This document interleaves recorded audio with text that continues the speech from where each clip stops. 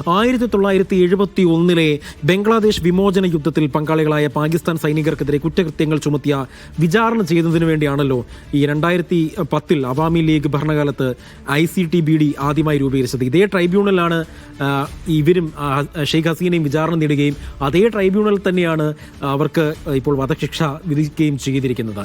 നമുക്ക് ഇതിൽ രണ്ട് അതിഥികളും പറഞ്ഞതും BKയും കേട്ട് കാണും. കാരണം ഈ നയതന്ത്രപരമായിട്ട് ഒരുപാട് ബന്ധങ്ങൾ, പ്രത്യേകിച്ച് ഷെയ്ഖ് ഹസീനയുടെ പിതാവിൻ്റെ കാലം മുതൽ തന്നെ വലിയ തരത്തിലുള്ള നയതന്ത്ര ബന്ധം ഇന്ത്യയുമായും ഉണ്ട്. അപ്പോൾ ഇന്ത്യ ഷെയ്ഖ് ഹസീനയെ വിട്ടുകൊടുക്കാനുള്ള സാധ്യതയുണ്ടോ?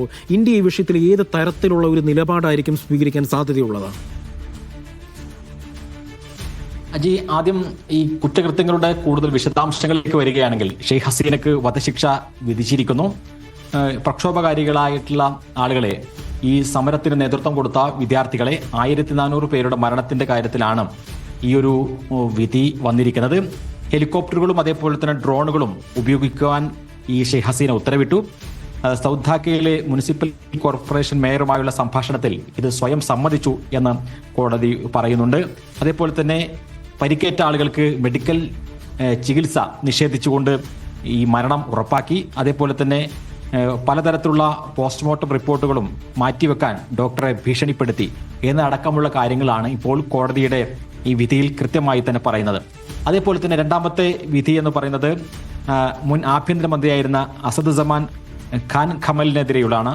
അദ്ദേഹത്തിനും വധശിക്ഷയാണ്. മുൻ ആഭ്യന്തരമന്ത്രിക്കും വധശിക്ഷ വിധിച്ചിരിക്കുന്നു. സുരക്ഷാ സേനകൾക്ക് ഈ വിഷയത്തിൽ ഇങ്ങനെ 1400 പേരെ അടക്കം കൊല്ലാനുള്ള നിർദ്ദേശങ്ങൾ നൽകി, അക്രമങ്ങൾക്ക് സഹായം നൽകി. അതേപോലെ തന്നെ 6 പേരെ ഈ പ്രക്ഷോഭത്തിന് നേതൃത്വം കൊടുത്ത ആളുകളെ ഈ ഹോം മിനിസ്റ്റർ തന്നെ വെടിവെച്ച് കൊല്ലാനുള്ള എല്ലാ നിർദ്ദേശങ്ങളും നൽകി എന്നടക്കമുള്ളതിന്റെ കൃത്യമായ തെളിവുകൾ കിട്ടിയതിന്റെ അടിസ്ഥാനത്തിലാണ് ഇപ്പോഴും ഈ ഹോം മിനിസ്റ്ററും പലായനത്തിലാണ്, പുറത്താണുള്ളത് എന്ന് നമുക്കറിയാം. ഇനി മൂന്നാമത്തെ വ്യക്തി എന്ന് പറയുന്നത് ചൗധരി അബ്ദുൽ മാമൂൻ എന്ന വ്യക്തിയാണ്. അദ്ദേഹം മുൻ പോലീസ് മേധാവി കൂടിയാണ്. നേരത്തെ ഇദ്ദേഹത്തെ പ്രതിയായിരുന്നെങ്കിലും പ്രധാനപ്പെട്ട സാക്ഷിയായി ഇദ്ദേഹത്തെ സ്വീകരിച്ചതുകൊണ്ട് ഇദ്ദേഹത്തിന് വധശിക്ഷയില്ല. വധശിക്ഷയിൽ നിന്ന് ഇളവ് നൽകിയിരിക്കുന്നു. ജയിലിലായിരുന്നു. ബംഗ്ലാദേശ് വിട്ടു പുറത്തേക്ക് പോകാൻ ഇദ്ദേഹം തയ്യാറായിരുന്നില്ല. മാമൂൻ തയ്യാറായിരുന്നില്ല. ശക്തമായ സുരക്ഷയോടെ അദ്ദേഹത്തെ ഇന്ന് കോടതിയിൽ ഹാജരാക്കി. അദ്ദേഹത്തിന് വധശിക്ഷയില്ല. ഇതാണ് കോടതി വിധിയുടെ പ്രധാനപ്പെട്ട കാര്യങ്ങൾ എന്ന് പറയുന്നത്. ഇനി ഇതുമായി ബന്ധപ്പെട്ടുകൊണ്ട് ഇവർക്ക് അപ്പീൽ നൽകാൻ സാധിക്കുമോ എന്ന ചോദ്യമുണ്ട്. സാധാരണ രീതിയിൽ 30 ദിവസത്തിനുള്ളിൽ അപ്പീൽ നൽകാനുള്ള ഒരു സാധ്യത അന്താരാഷ്ട്ര കുറ്റകൃത്യ ട്രൈബ്യൂണൽ ബംഗ്ലാദേശ് നൽകുന്നുണ്ട്. പക്ഷേ ഇപ്പോഴത്തെ സാഹചര്യത്തിൽ വിധിക്കെതിരെ അപ്പീൽ നൽകണമെങ്കിൽ ആദ്യം ഈ വിധി അംഗീകരിച്ചുകൊണ്ട് കീഴടങ്ങണം. ബംഗ്ലാദേശ് സുപ്രീം കോടതിയിലേക്കാണ് ഇതിനെതിരെ അപ്പീൽ നൽകാനുള്ള ഒരു സാധ്യത. പക്ഷേ അതിനു മുമ്പ് അറസ്റ്റ് വരിക്കുകയോ അല്ലെങ്കിൽ അപ്പീൽ ചെയ്യാൻ ഏറ്റവും ചുരുങ്ങിയത് ഈ ബംഗ്ലാദേശിലേക്ക് തിരിച്ചു വരികയോ ചെയ്യണം. ഇപ്പോൾ ഷെയ്ഖ് ഹസീന ആണെങ്കിലും അതേപോലെ തന്നെ അസദുദ്ദീൻ ആണെങ്കിലും രണ്ടുപേരും പുറത്താണുള്ളത്. അവർക്ക് ബംഗ്ലാദേശിലേക്ക് മടങ്ങാനുള്ള ഒരു സാധ്യത കുറവാണ്. അപ്പോൾ അപ്പീലിലെ പ്രധാനപ്പെട്ട നിബന്ധന എന്ന് പറയുന്നത് ഇവിടേക്ക് സറണ്ടർ ചെയ്യുക എന്നുള്ളതാണ്. അതേപോലെ തന്നെ വക്കീലിനെ നിയമിക്കുക എന്നുള്ളതാണ്.